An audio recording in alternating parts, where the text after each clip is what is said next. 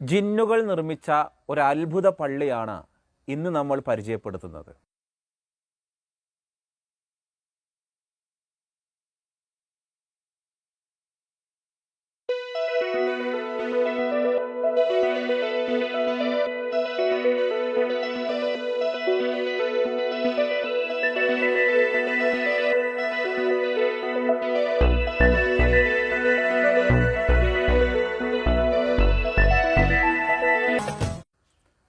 നമ്മുടെ നാട്ടിലല്ല, തമിഴ്നാട് രാമനാഥപുരം ജില്ലയിലെ കായൽ പട്ടണം എന്ന് പറയുന്ന ടൗണിനോട് ചേർന്ന് കീഴക്കരയിലാണ് ജിന്നുകൾ നിർമ്മിച്ച മനോഹരമായ അത്ഭുതം നിറഞ്ഞ നിർമ്മാണത്തിൻ്റെ അത്ഭുതം നമ്മെ വിസ്മയിപ്പിക്കുന്ന ഒരു പള്ളിയുള്ളത്. ആ പള്ളിയുടെ വിശേഷങ്ങളാണ് ഇന്ന് ഞങ്ങൾ പങ്കുവെക്കുന്നത്.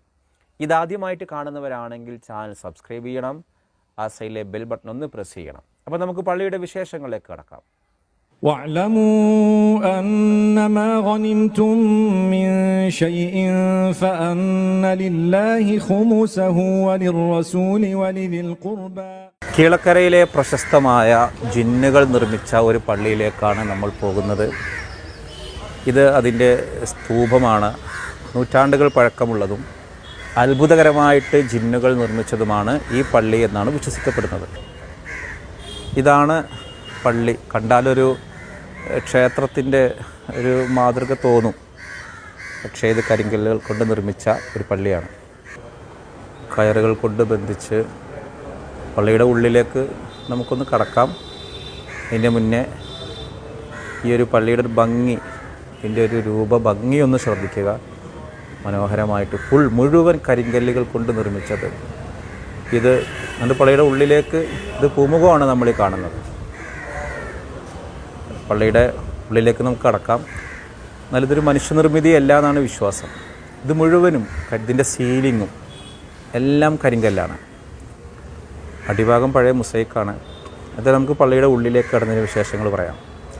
മഹാനായ സദഖത്തുല്ലാഹിൽ ഖാഹിരി അദ്ദേഹത്തിൻ്റെ പള്ളിയിലാണ് ഇപ്പോൾ നാം നിൽക്കുന്നത്. മഹാനവറുകൾ ആർക്കും മറക്കാൻ പറ്റാത്ത നിലക്ക് വലിയ വിസ്മയം തീർത്ത കുത്തുബിയത്ത് അദ്ദേഹമാണ് രചിച്ചിട്ടുള്ളത്. അനുഗ്രഹീത പ്രകീർത്തകനെന്ന് അപരനാമത്തിൽ അറിയപ്പെടുന്ന വിശ്രുത പണ്ഡിതൻ കൂടിയാണ് അഷേഖ് സദഖത്തുല്ലാഹിൽ ഖാഹിരി. വെളിയങ്കോട് ഉമർ ഖാദിയുമായി നേരിട്ട് ബന്ധമുണ്ടായിരുന്ന ഒരാൾ. പ്രവാചക പ്രകീർത്തന കവികളിൽ അഗ്രഗണ്യനായിരുന്നു അദ്ദേഹം. തിരുനബി സല്ലല്ലാഹു അലൈഹി വസല്ലമയെ വർണ്ണിച്ച് കവിത ചൊല്ലി കവാടം തുറപ്പിച്ച, വിസ്മയം രചിച്ച